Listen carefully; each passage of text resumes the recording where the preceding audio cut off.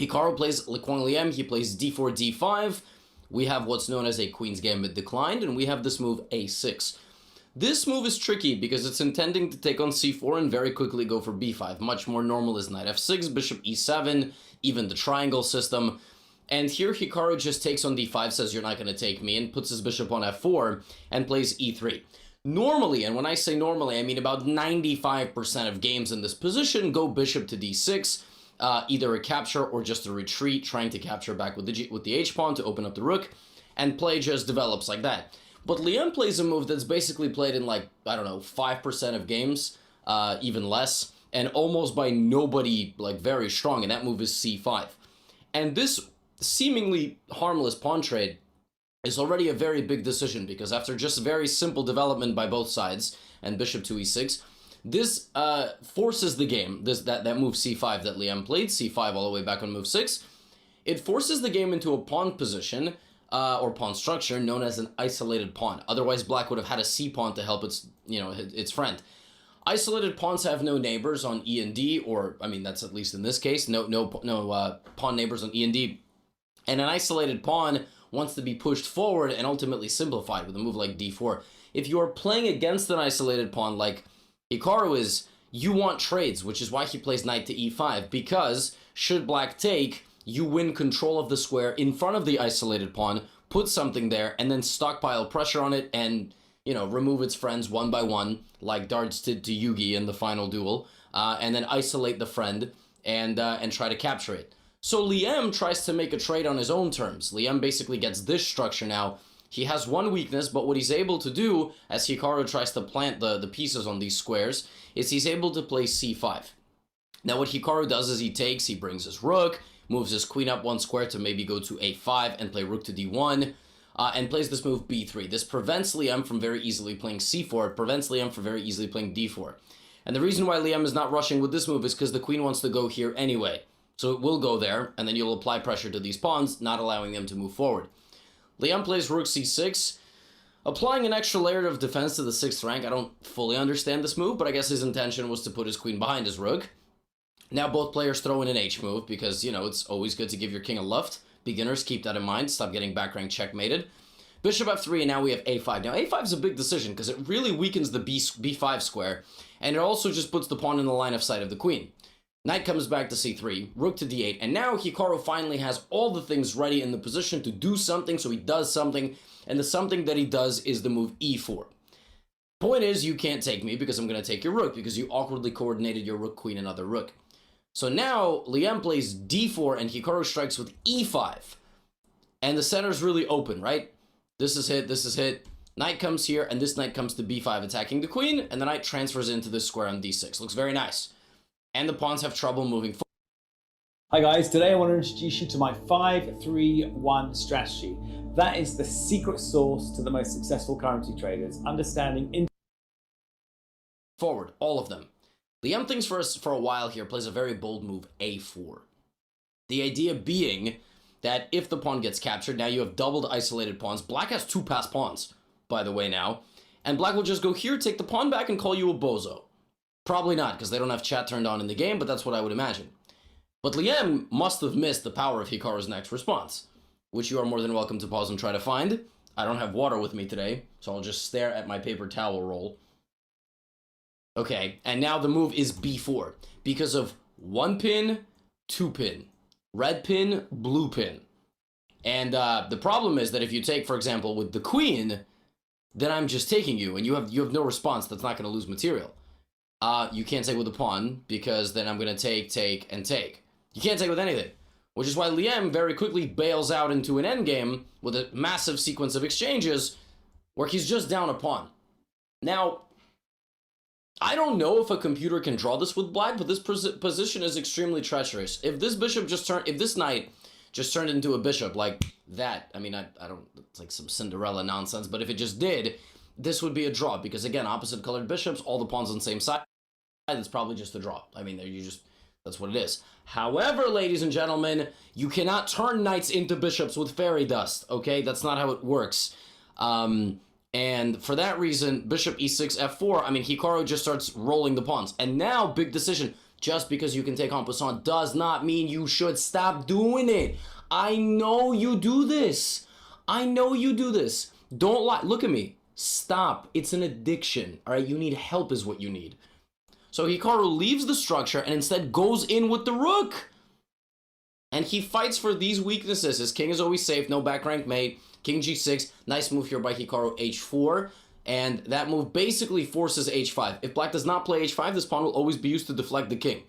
And as we can see in a couple moments, that's exactly what Hikaru does. He deflects the king, he takes the pawn, takes, knight e8. Beautiful move. The idea to transfer the knight to f6, and because knight fights for a different color complex than the bishop, there's nothing that the bishop can do. It can't stop the knight from coming to a dark square. And once the knight lands there, he takes the bishop, and you say, well, why did Liam do that? Liam was trying to get into an endgame where this pawn doesn't exist. The problem is that's kind of a pipe dream, because it's always going to exist, and on move 48, he resigned. His king walked up the board to join its pawn. Very nice win for Hikaru, who takes a 1-0 lead in his mini-match. Very convincing first game, honestly. Like, from start to finish, that was very, very nice. Now, for our second game of the day, we have the game between Shahryar Mamedyarov and Alireza Firouzja. Now, what I compared this to a matchup of, like, a young and old boxer. All right, Mamedyarov is definitely the older of the two. He's much more experienced at this top level, but they both love a complex tactical exchange, an attacking game, and we get a Slav defense from Alireza, followed by a6. Now, a6 is not the most common move, but here's the idea. You want to play b5 and attack on this side of the board. Shahryar plays b3, keeping the tension. Alireza can't just win a pawn, because this is just idiotic for him to do. e4, bishop c4, he's going to lose the pawn back very quickly. You just can't hang on to it. I mean, bishop e6, knight g5. So, but that is Alireza's point, and when Shah plays b3, he just turns to, you know, the other side of the board to play this move. Except he just doesn't do that. He plays bishop f5. Okay, fine, Alireza, fine. Bishop d3. Now, obviously, you take, and just develop and move on with life, right? No! Alireza plays e6. Okay, castles. Alireza might be the first person in human history to put all 8 pawns on the same color complex. Now, Alireza, you need to take this, okay? You need to take this. Why? What? Wait, I'm sorry. Why did you put 8 pawns on light squares, therefore drastically weakening your dark squares, and then trading off your dark... Yo, this is some chess I don't understand, y'all. I mean, the computer doesn't think it's even that bad, and it thinks that after knight d7, black is chilling. But I would yell at all of my beginner students if they played like this. Like, bro, just put your bishop on g7. So what does Shahryar begin to do? He's like, all right, I got the bishops, right? So let me play knight e5, let me make a couple of exchanges, and make a knight versus bishop game. Yeah, and he's right, because Alireza's position is like Swiss cheese. And he's the mouse, he's gonna run through it with the dark squared bishop. Like, look, if you play a move like c5 here, for example, okay? And it's like the one pawn that you've landed on a dark square throughout the entire game, you've massively destabilized this knight. Like, I'm going to go f3. Check this out. I will kick your knight out to this dumb square, and then I will just obliterate your pawns while your knight stands here drunk out of its mind and unable to move anywhere. Okay, we all have that friend. So, Alireza plays bc, and after another sequence of trades, exactly that happens, but Alireza is able to bring his knight back to e6. But if you just instant replay that, rook c1, because Alireza spent so much time in the opening comfortably getting his pieces to normal squares, he had to sacrifice a pawn. You could say, well, why didn't he play rook c8? Well, then I would have just belligerently attacked you on this diagonal with this, or I would just say, you're not going to castle ever again. Like, my bishop is going to park right here, and this is the perfect example of bishop is better than knight. The knight can't touch the bishop, it just can't do anything. And you can't castle. So, Alireza got the knight and got castled, but he's down a pawn. And Shah plays this move, and now is on the verge of winning a second pawn. So Alireza has to make a queen trade, even though he's down material. a3, and we get this endgame. And I mean, this game, the game is playing itself for Shah. Like, he almost doesn't even need to think. So we get d4, takes. And now Alireza's made progress. He's made some progress, some progress, a little bit of progress. All right, let's see that super grandmaster endgame skill in action. King to f2, trying to bring the king, maybe g4 to stop knight coming back to f5. Alireza plays g5, good move. because he wants to prevent shock from just expanding. Rook to d3, covering everything, pressure on the knight, rook c2, king to g3. I'm not really worried about checks because my king is always going to come out this way. All right, we repeat once, so I go this way instead. Fine, knight back to c6. And now rook d2, offering a trade of rooks. He doesn't want to trade of rooks? All right, we're going to infiltrate with the bishop. Rook a4, rook b2, and let's swap some pawns. Knight takes a3. Ladies and gentlemen, do you play bishop takes a3 in this position? I swear, if one of you said bishop takes knight, go find the nearest mirror in the house. Palm, face. What are you doing? Why would you trade your bishop for the knight? Just because you take, because you can take it, doesn't mean you should take it. Go attack the king and the pieces. The knight's got no moves. And what ends up happening is that, oh, the rook. And now it's just easy. Now it takes a little bit of time, but rook versus knight, and Shakhriyar brings the king closer. Plays this nice move h4. Pawn can't take, knight would hang, and he simplifies. And now this very nice idea, rook d2, stopping the knight from coming. He's going to go rook d6. He's going to take, simplifying into an endgame where he is completely winning in just kings and pawns. Very nice game from Mr. Mamedyarov. He takes a 1-0 lead over Firouzja. And for our third and final game of the first round, we have this game between Wesley So and Levon Aranyan. Except we are not going to look at the game. What? Why would I click on a Gotham Chess recap video and get debated? Well, we were in this position on move 19. And the position is pretty much balanced. It came out of a London opening. And here Wesley So played the move rook to e2. And after bishop takes e2, he just lost the rook in one move. Well, Wesley So mouse-slipped. He meant to play rook e3, with the intention to play rook h3 and pin, and that would have been a game. But he played this, and people were like, well, Lev should just play this move. And then rook e1, bishop h5. But Levon took, it's not against the rules to take. Also, queen h4 check and mate is not possible because the bishop covers. And so just some moves later, Wesley So had to resign, because he is just, I mean, frankly, his position is completely lost. So Wesley mouse slips in a completely equal position, giving Levon a 1-0 lead. And Magnus Carlsen and Timur Rajabov drew a game. And I mean, there was not much to show there. They just drew their game. But we are going to pick things up now in round number 2. All right? Wesley's out for revenge. I mean, that's what he's got to do. Wesley's out for revenge. So we have a London system. And it's funny because we just had a London system in their first game. Except the colors were reversed. It was Wesley playing the London versus Levon. I don't know what these guys are doing, but they're taking trips to Big Ben. And we have a London system where the queen comes out early to b6. And doesn't allow white to lazily play moves like rook to b1. At this point, the critical move, according to theory, is to take this pawn, deflecting the queen over to c5 and not taking here. Or the queen goes down. But now, the queen's in a bit of a stranded area, and it immediately gets attacked. Taking on a2 is possible, but it's a little bit dangerous after bishop b5. This pin is way too strong, and oftentimes this queen can get a little bit stranded with moves like knight b3, knight d4, etc. So rather than going for this, the queen hangs out on c3.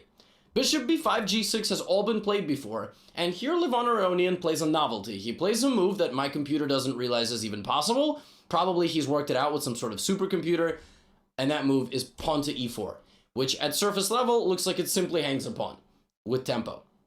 It does not, however. There is an idea.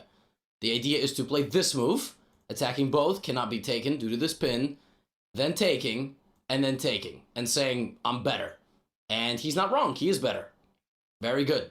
So after e4, we got bishop g7, bishop e5, queen a5, and the most obscure sequence of moves you'll ever see. Pawn takes. You cannot take because you're bishop. Attack. Take. Here, castles. He didn't take because he didn't want to. Remember we just saw this like a game or two ago in the Mamedyarov game, the same bishop. That's why you stick around. In chess, it's all about the patterns. Right? So castles, he sacrifices and plays this move.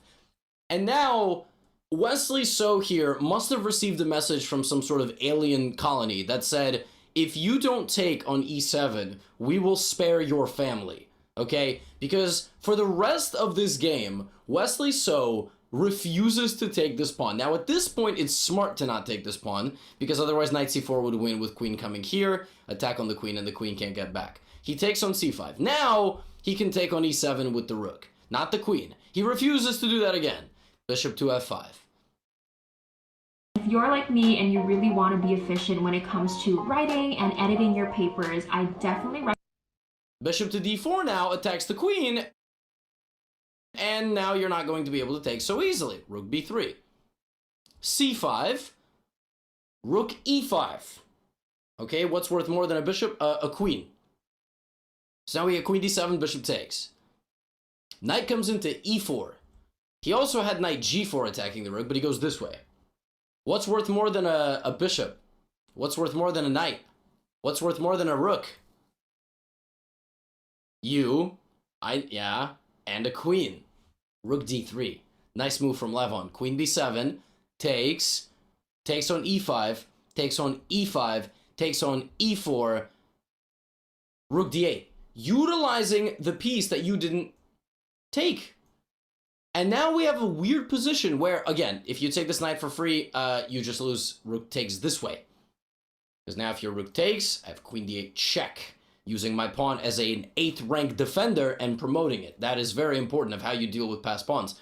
So we got king to g7. And this position is really good for white. It's really good for white because you're the only one with a dark squared bishop and you are attacking. Opposite color bishops favor the attacker. I say that a lot. And you say, well, black is up material. Really? Can you count? Knight, rook, rook, rook. Okay, black has 2 points extra. 1, 2, 3, 4. 1, 2, 3, 4, 5, 6. Welcome to Gotham Chess Recaps, where we learn how to count. Except that's not what got played in the game. I apologize. I just clicked that square. So black's not up any material. It's knight and 2 pawns for a rook, and after f3, kicking out the queen, we got queen d4 lining up an attack on the king. Back rank check is not a problem because the king is going to hide. Takes, takes. Knight comes back to c4, and we have knight d6 and e8 on the way. So we get queen b1 check. King f2, queen takes a2 check. King runs out to g3. And here, Wesley plays this move. This move monitors the pawn from the other side. In fact, he could have played this move without even giving the checks. He could have just played queen e2 right away, and this king is here and not there. And you would think that the guy wants the king on g1 because it's safer, right? No. Actually, white wanted the king exactly where it ended up. White wanted the king on g3. Looks like black would want the king there. Wrong. Actually, black wanted the king on g1. I'll show you why, because after this, queen d8. And you can't take. I would make a new one. And now perhaps the most beautiful one. Queen e1 check. Bishop f2 in here. That's mate. The knight is hanging. The queen is hanging. What's the best move here for white? e8. But knight. Beautiful, right? Aren't you happy you stuck around 18 minutes into this video? Under promotion, live in a game. And now you take the pawn, because there's no checkmate on g5. And if you take the knight, I have knight d6, a forced sequence of moves. Knight f7, knight f5, queen comes back, now a beautiful move here. Not the best, I mean, you can mate in like 8 here, according to the computer, but bishop b6 is like mate in like 12. So, you know, Levon finding mate in 12 and not mate in 8, what a bum. The idea of bishop b6 is deflecting the queen away from pinning the knight. And now he comes back to d4. And the threat of bishop g7, knight f7, the king moving up. Sorry, queen g7, knight f7, all these moves. And Wesley resigned. What a game by Levon Aronian. Whoever said the London system was boring. Now, every other game this round was drawn. So Magnus Rajabov drew. Hikaru and Liam moved to 1.5-1/2.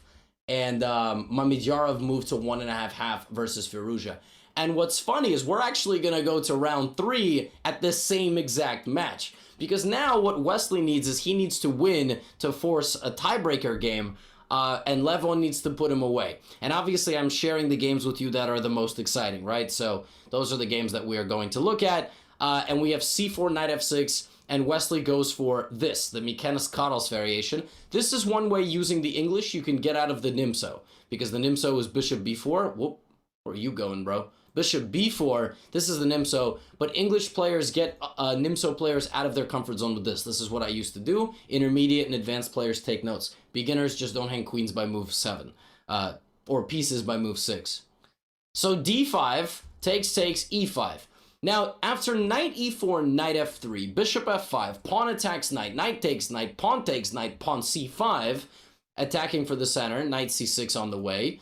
d4, queen to a5 attacking the pawn, bishop d2 protecting, knight c6 developing a knight, c4 counterattacking the queen and kicking it out, queen back to d8, queen to b3 attacking this pawn and this pawn. This is all theory. This looks like these dudes are inventing this. They're not.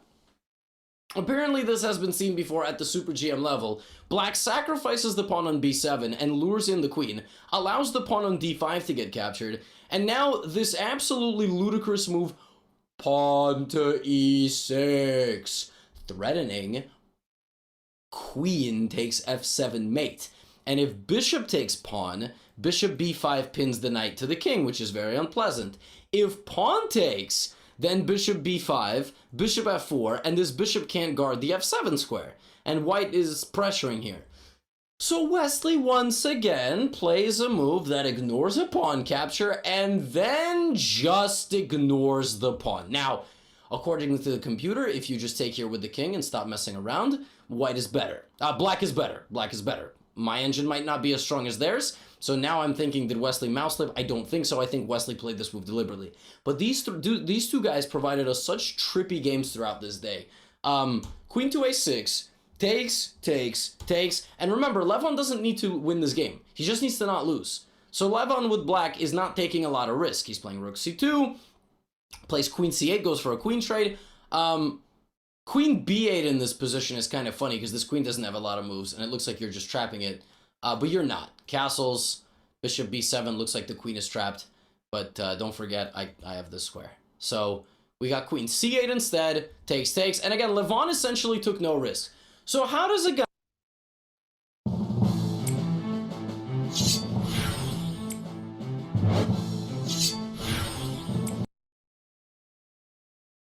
like Wesley So win a position of 2 rooks, 2 bishops, 4 pawns completely equal? 0.00. I am not joking. a4. Invest where you're strongest. Bishop d7, rook c4, bishop f5. Little bishop rodeo and get it back to d3 to try to put pressure on this pawn. So we get bishop b4, Levon's going for trades, and he accomplishes that, bishop c4. Now we have a very tricky move here, rook b1. Intention is that if rook takes rook, in between move, Zwischenzug on c4, check, and then I take your rook, and then I win the game. So we get rook takes a4. Now I give you a check, and I give you a check, and I give you a check, and now you're running towards me, and I like that. I like that very much. Come to, oh yes, oh absolutely. Now I'm going to go for these pawns over here, while this juicy king is just in the line of sight of all of my pieces. In fact, if black plays a move like g6 here, then after check here, I mean, you're suffocating, all right? Let's keep it honest. I mean, you're barely not getting mated. So for that reason, we got rook b4 with the intention to push. Now we got rook c1 with the intention to take, pin the rook to the king. That's not good. We move out of the way, and now a gorgeous move. And a move that if you are subscribed to the methodology of Benjamin Feingold, you will not play. And that move is f3. Ben Feingold's never play f3 makes sense, but not in this case, because the king needs to come to the party, and the king starts coming to the party, forcing the move d3. And after check king b6, we have a couple of checks, and the pawn is lost. And black has every problem they had in their position 10 moves ago, which is the ridiculous king, the pawn weaknesses, and the miscoordinated rooks. Except now you have another problem, and it's the fact that you put your own bishop in jail. Congratulations, you messed up, and you played yourself. Because now, Wesley's got a very easy life. His king hangs out in the middle, and he hunts down the enemy king and takes the bishop. You say, wait a minute, how did that happen? Wait, what? Well, he blundered a little combo here. He was trying to just give this away and take the rook. The problem is that I have a deflection check. Now, had that not happened, had like just the move h6 been played, Wesley just would have went for the 2 pawns. Like, Levon just can't move anything. And so on, ultimately, he ended up losing his bishop. This game went a little bit longer. Like, he had to be a little bit careful because this pawn is on the verge of promotion. But he just immediately got it, and king d2. And here, perhaps the most instructive moment of this game is that when you have king versus king, bishop, and h or a pawn, if the promotion square is not the same color as the bishop, okay, there are drawing chances, particularly if the defending king is in the corner already. If it's in the corner already, it's just a draw, because this bishop and pawn cannot kick it out. If it's on this side, you need a dark squared bishop, okay? But the problem with this endgame, my king shoulders yours, like in hockey, right? Or in football, the stiff arm. I'm not letting you get close to me. And so had they gone for a little run down this way, I just disallow you from getting to the corner completely, and I'll promote. And that's why this is winning, and that's why Wesley So gets 2-1. Meanwhile, we have more art school between Carlsen and Rajabov. We have another draw between Hikaru and Liem, and we have another draw between Mamedyarov and Firouzja, which takes us to the final round of the day, which is going to start with Alireza Firouzja needing to win against Mamedyarov, and he tries to do just that by playing just very standard Queen's Gambit stuff. And we have c5.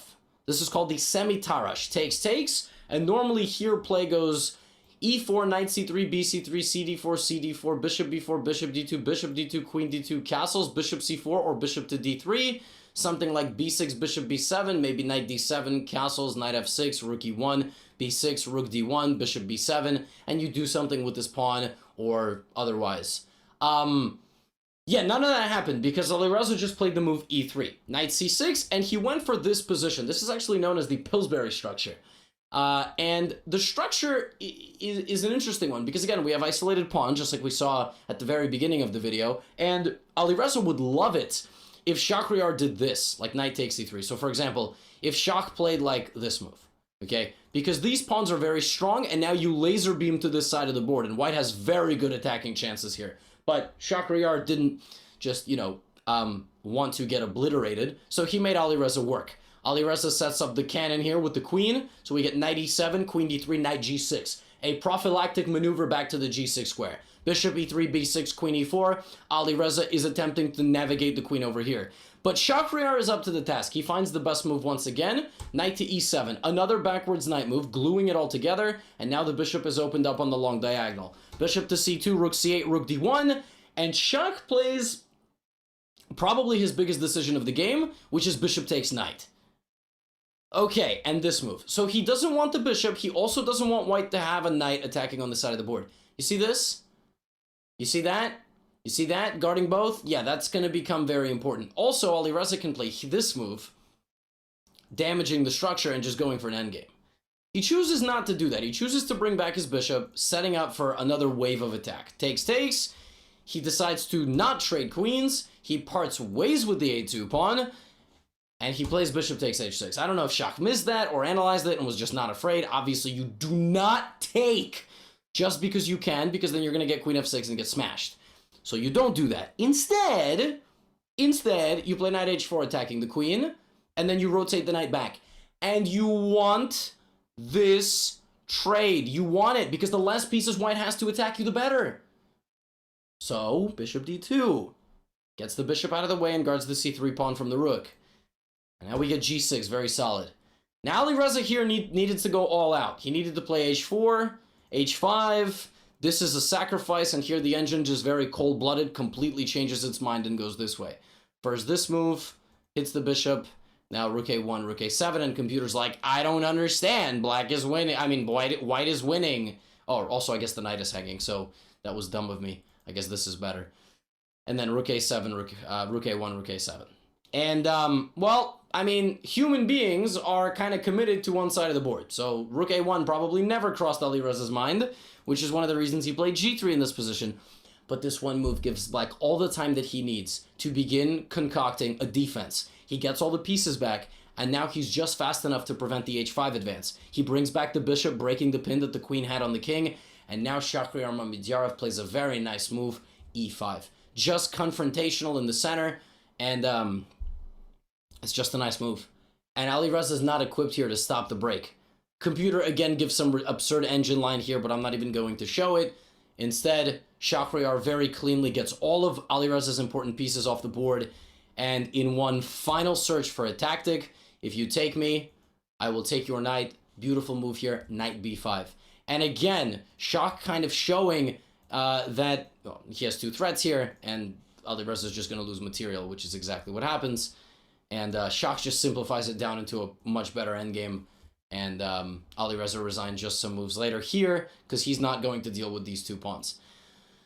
Shahryar showing once again that he's kind of the veteran boxer of the two, right? He ends up winning his mini-match against Alireza Firouzja. Wesley So came up short against Levan Aronian. Carlson Rajabov ended with 4 draws, those two getting their art school PhDs. And Hikaru, after that first convincing win, fended off the attempts of Lekwang Liem to fight back, and ultimately will take a 1-0 lead going into tomorrow. So every match has a leader. We have Hikaru leading. He will take on the winner of Mamidyara Firouzja if he were to advance. Carlson Rajabov is all tied, and Aronian has a 1-0 mini-match lead over Wesley So.